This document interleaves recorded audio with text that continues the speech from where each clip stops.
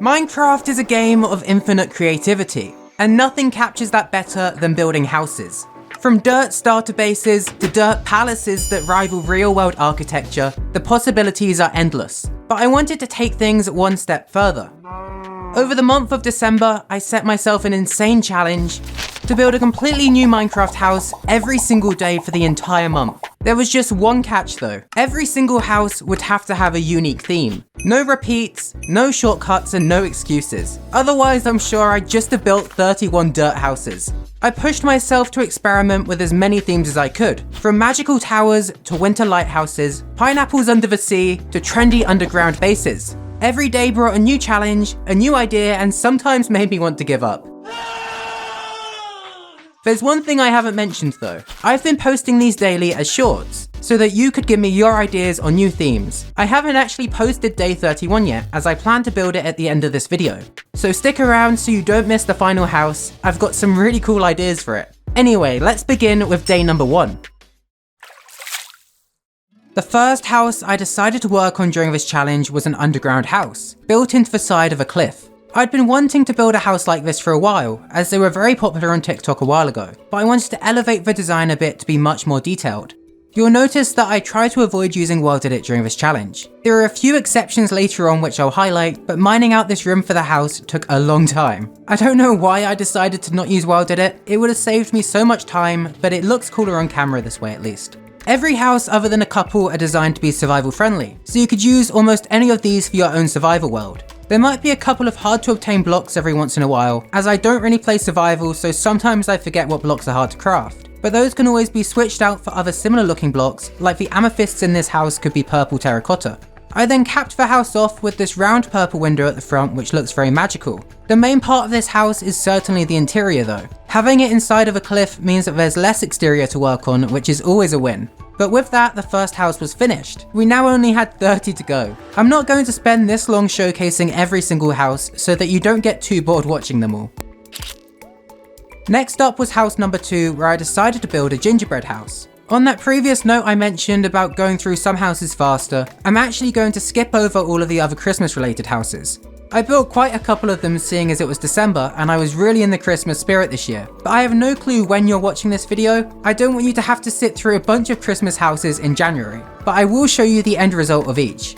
If you really want to see the building process for any of the Christmas houses, you can always watch the original short that I would have recorded on the day, where I go through the building process a bit more.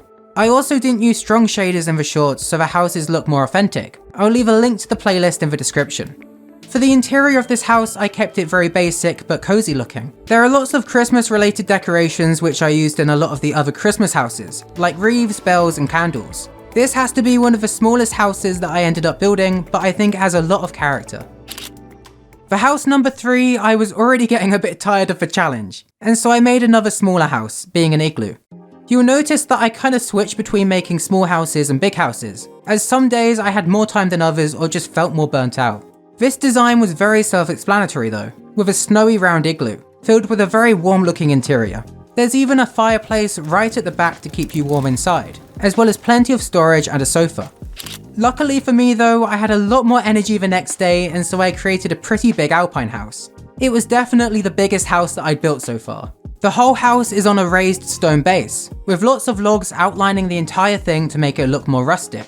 I used stairs for the walls to add plenty of texture before adding a deep slate roof that looks very tiled and cold. I really love the contrast between oak and deep slate. The colours blend really well, and there's certainly a combo that I'll be using more in future builds. This is one of the few houses where I spent a decent amount of time trying to get the back right. All of the houses do have backs, but some are more detailed than others.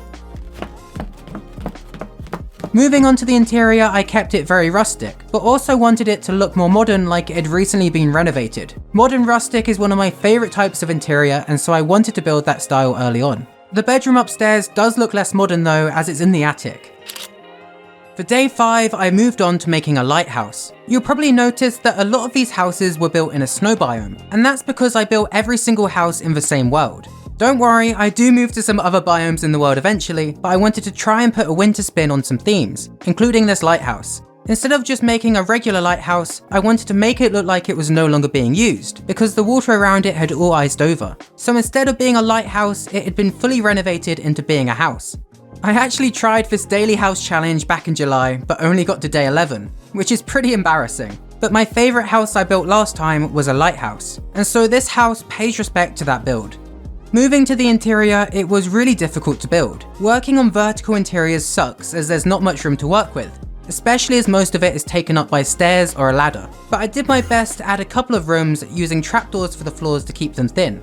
Rooms included a storage room, a brewing area, a kitchen, and then on the top of course a bedroom. I really liked this build and so I wanted to decorate the area around it a bit to make it stand out even more. And so I added some frozen docks as well as some rocks and custom spruce trees, which all really just ties it together. This was easily my favourite house so far.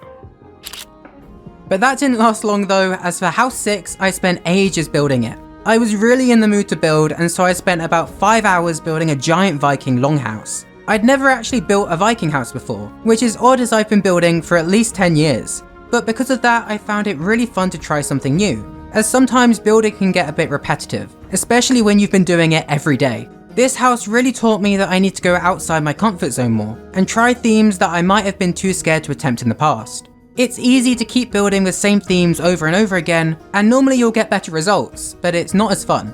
I just kinda kept building the house up and up, adding in new rooms like an entrance building and a raised room on the roof, which adds a lot of charm to the house. Outside of the house, I filled in a small hole in the terrain with ice to make a frozen lake, before adding a path and then finally a stable built into the side of the house, which is actually quite spacious, with plenty of hay inside for the horses to eat. I used banners to make the canopy of it look slightly messy as well. While I was having a lot of fun building this house, I forgot that I'd then have to fill it in with interior. And as it was a big house, that took me quite a while. I started by hollowing out the main area, linking the entrance room to the big central rectangular room. I kept a very dull colour scheme with lots of stone to make it look very cold inside. This was one of the few houses that I didn't want to look cozy or warm inside. This central room I decided to turn into a big storage room, where random loot and blocks can be stored. To make use of all the space, I then also added a couple of other rooms, including this small banquet area where feasts can take place, an armory with some stone cutters and chain to make it look quite intimidating, and then finally of course a bedroom. This was my new favourite house, which will be very hard to beat. On day 7, I decided to build a Christmas cabin, followed by a windmill on day 8. I've built so many windmills over the years, especially while playing Hypixel Build Battle, as it always seems to be the theme.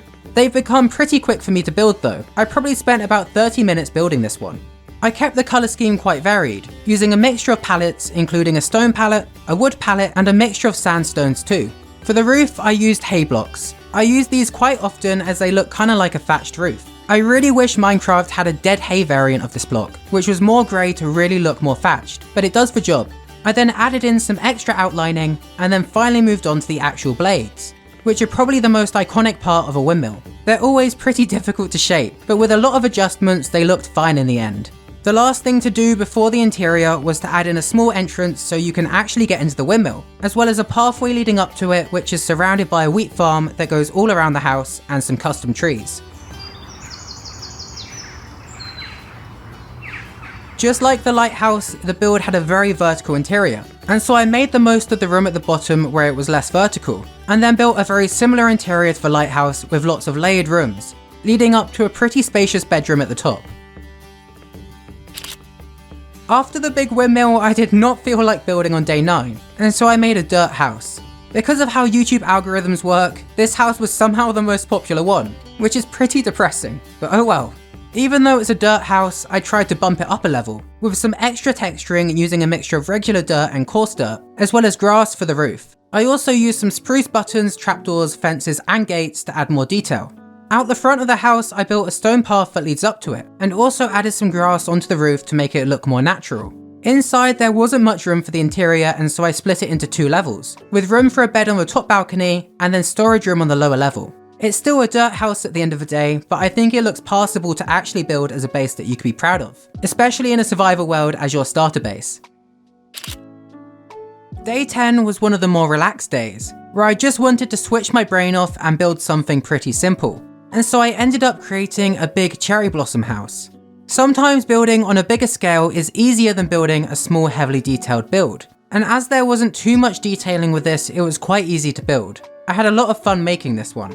I really experimented with the texturing on the roof, using a variety of pink blocks including shulker boxes to make a neat pattern. I'm aware enough to know that building with shulker boxes isn't very survival friendly, but I let myself use them anyway this once. I then went around and added plenty of windows, with lots of potted plants outside of them. I also used trapdoors to look like opened blinds on some of the windows. To really push the blossom theme, I even added some leaves on the roof, which look like they've been blown onto it.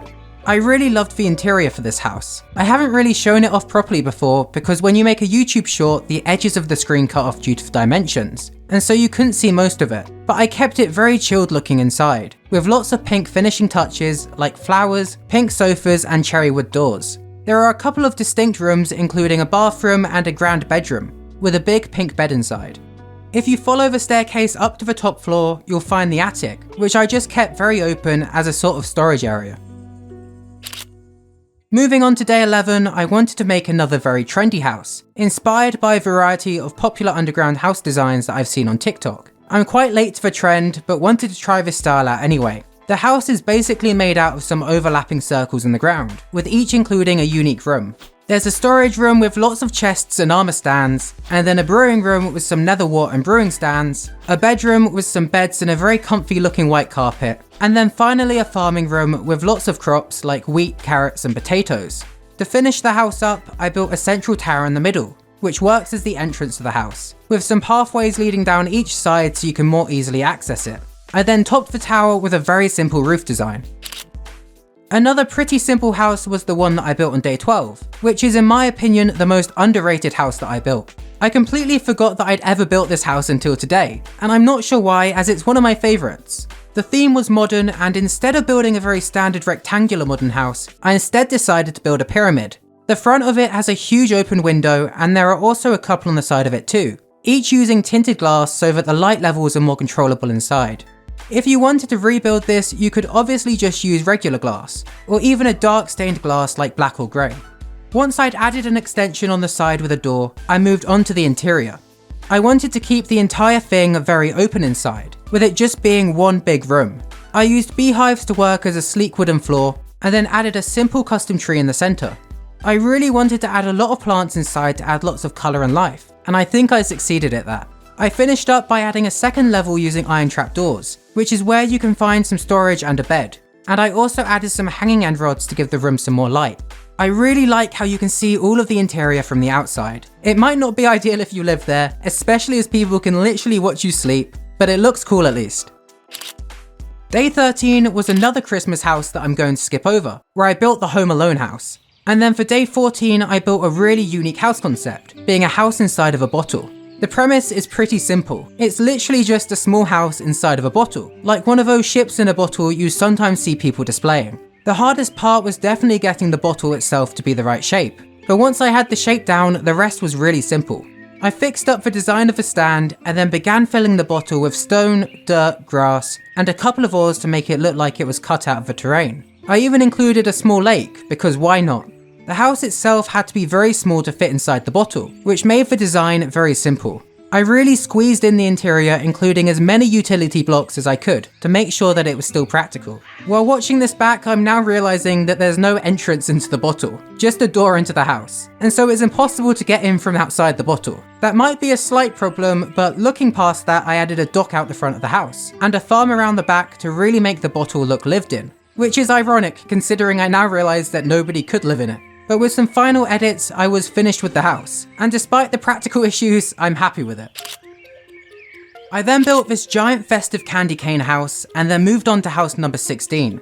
To contrast the candy cane house, this was a very small design. In fact, it was the smallest house I built during this challenge. It was meant to be a small cabin made pretty much entirely out of wood to keep it survival friendly. The best thing about this build was definitely the location though, as I found a spot fully surrounded by giant mountains to build the house in the center of. For the front porch, I used campfires on the roof, which look really cool, but they have a not so nice texture underneath. So I covered the edges with gates and trapdoors to hide that. To finish the exterior, I added a small chimney on the side of the house, as we'll be adding a fireplace inside that links up to it. Talking about the interior, it was very basic like most of the houses, but I did include the fireplace at the end like I mentioned, which ties it all together. Day 17 was a really strange house, as I woke up and just randomly felt like building SpongeBob's house. I still don't know why, as I'm not a huge fan of SpongeBob or anything. I just felt like building it, and so I did. I think I was just getting bored of building more conventional houses, and it was a nice break to build this. The hardest part of the whole thing was for sure the shaping of the leaves on the top, as well as all of the decorations on the front, like the front door and the windows. The colour of the copper really worked well though for all of these features, and blends nicely with the honeycomb that I used to build the pineapple with. Out the front of the house, I added a pathway leading up to it, once again using pretty odd blocks, like melon blocks to look like the green stones in the original version of the path. I also waterlogged some sandstone stairs around the edges of the house, so that I could place down some colourful coral, which looks very similar to the coral in the show. For the interior, I didn't want to just replicate the interior of SpongeBob's house, as I wanted it to be more practical to use in Minecraft. Downstairs is just a very basic lounge area with some storage, and then upstairs I added a vibrant orange bed and some wardrobes to tie the room together. With some final decorations like rocks around the house, it was finished, and definitely one of the most strange houses that I've built so far. I still don't really know why I built it, but I'm glad I did. Now, day 18 is probably the most memorable day for me, as it was brutal to get through.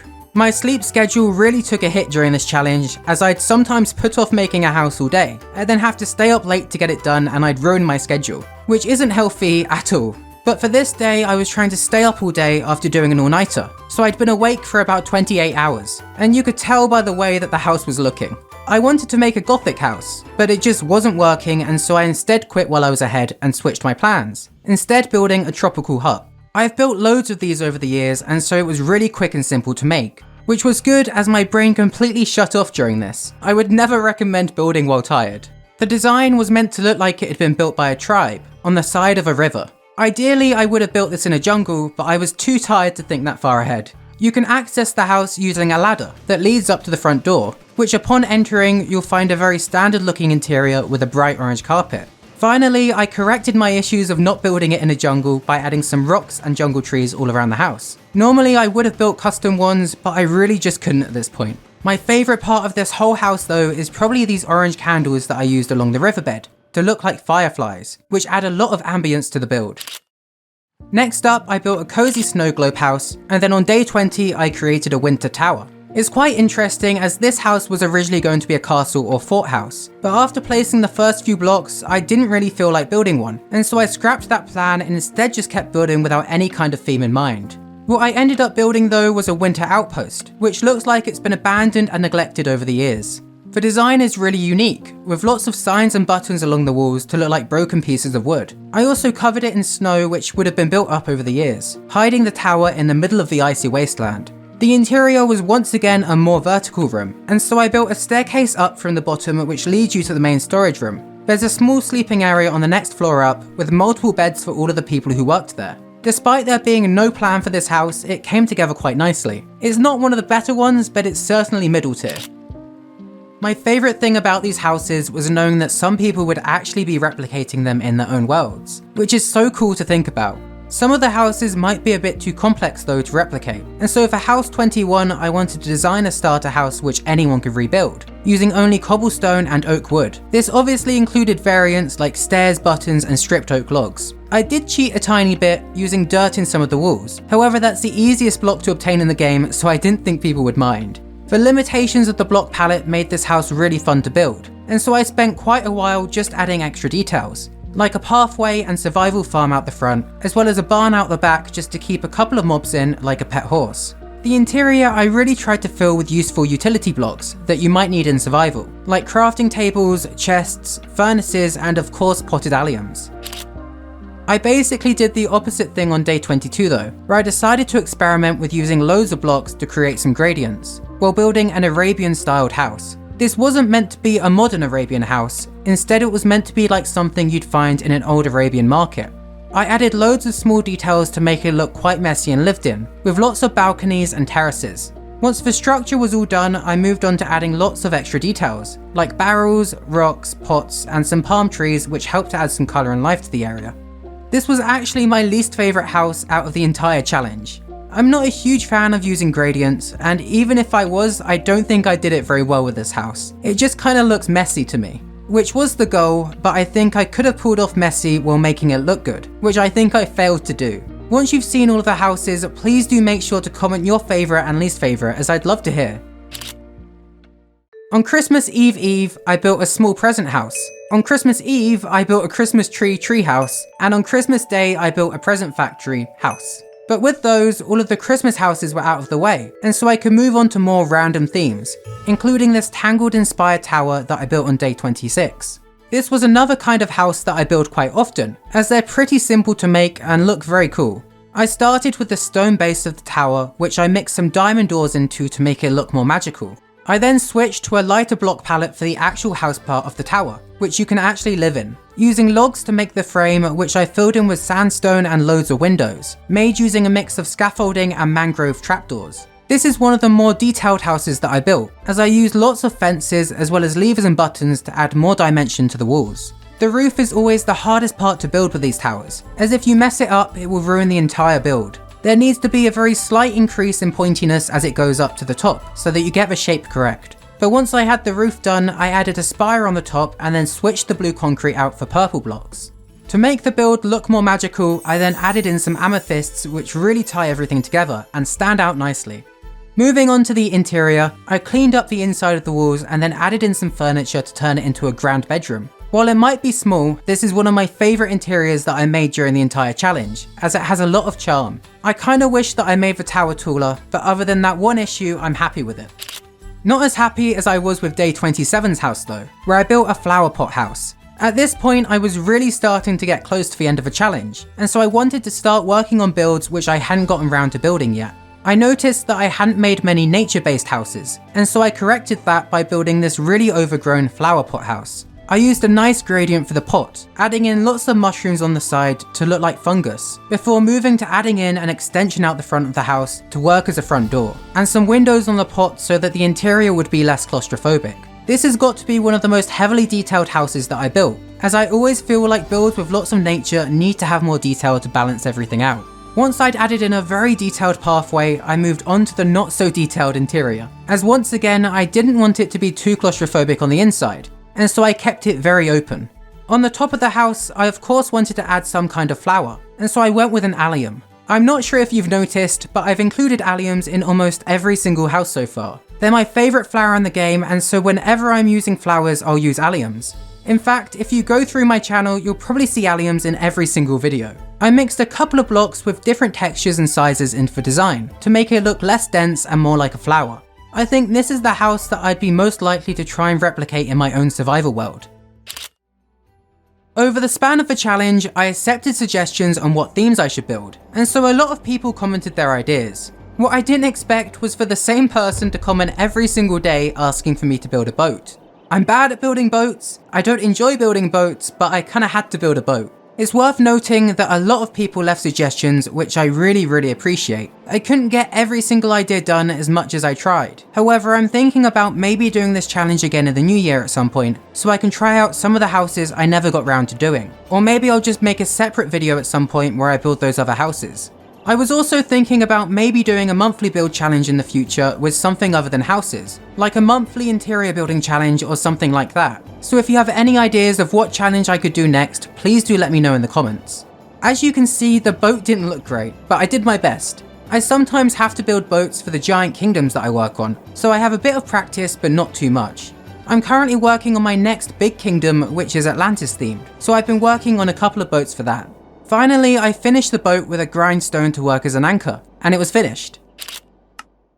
For house 29, I once again wanted to experiment more with gradients, seeing as it didn't go too well last time with the Arabian house. I also wanted to use some blocks that I hadn't used yet this challenge, and work with some more unique shapes. The theme I decided to go with was an abandoned house, which has tons of nature growing all over it. I went with a very curved shape for the roof, and then used a very strange gradient to make it look like the roof was tiled, with it rusting over time. I then covered the whole thing in plenty of plants, using a variety of leaves as well as vines and some flowers. I did use welded it on this house to place some grass on top of the leaves just to flesh them out a bit more, but if you were building this in survival, you could just leave that out. I just wanted to make the house look as good as it possibly could, as I really liked how it was coming together. I then added in a quick path leading up to it, with some rocks and plants on either side of it. Now I wanted there to be some kind of story as to how the house became overgrown with so many plants, and so I decided to add a Victorian-styled greenhouse onto the side of it. The idea is that as time went on, the plants began to grow and grow, until they left the greenhouse and spanned all over the house. I was originally going to use a copper colour scheme for the greenhouse, but instead decided to go with a much darker block palette, so it would stand out a bit better against the house using lots of blackstone varieties. Moving to the interior, I began with the greenhouse, where I used wheat along the ground to look like dead plants. I also added some dead bushes and then some leaves hanging down from the roof, mixing in some spore blossoms as their particles really helped to add ambience in the room. For the main house, I just added in some basic furniture, like a grand table downstairs with some chairs, and then upstairs I added in an attic with a bed, and tons of potted plants. This is probably my favourite house that I built in the entire challenge. For the penultimate house on day 30, I went back to the ocean, but this time going under it. Another house that people kept asking for was an underwater house, which I was originally not going to do because I was worried about how it would show up on camera, but I'm glad I did as the house turned out quite nice. I went with a modern white colour scheme with a design focused around having huge windows to offer great views of the ocean outside. I mixed in quite a few frog lights to light the build up, as it can get very dark underwater. I wanted to make sure that you'd actually be able to see out the windows. For the roof, I added a slightly curved design, which is faintly meant to mimic the shape of a shell. Finally, I expanded the house upwards and added a small tower on the top, which is where you'll be able to enter the house from, so that you don't get wet. Inside, you'll find a long spiraled staircase which wraps around a very thin fish tank. Following it down will take you to the main living area, where there are lots of chests and a big sofa. I didn't want to add too much to the interior as I wanted it to be very open, so that the windows wouldn't be too obstructed. But I did add a big bed at the lowest level, where you can get great views of the oceans while you sleep. And now it's finally day 31, which means I can build the final house. For the last house, I've decided to go with an Oriental theme, seeing as I've never actually built in this style before. I've always avoided it as it seems very difficult as it's very different to every other building style. That being said, I learnt with the Viking house that I should go outside of my comfort zone, and it's good that I did as the house turned out quite nice. Other builders probably could have done a better job, but I'm satisfied with it. Once I got more confident with the theme, I wanted to expand the house a bit, and so I added in an extension of the house over a front pathway to work as a porch, lined with plants on either side. I then also added in another extension around the side of the house, which just works as a nice area to relax and get some fresh air. In front of it, I built a small rectangular pond to fill up the area a bit better, with a pathway that leads around it and connects to the front of the house. Moving on to the interior, I spent a bit longer on it than I usually do, as I noticed looking back that my interior game hadn't been very good throughout this challenge.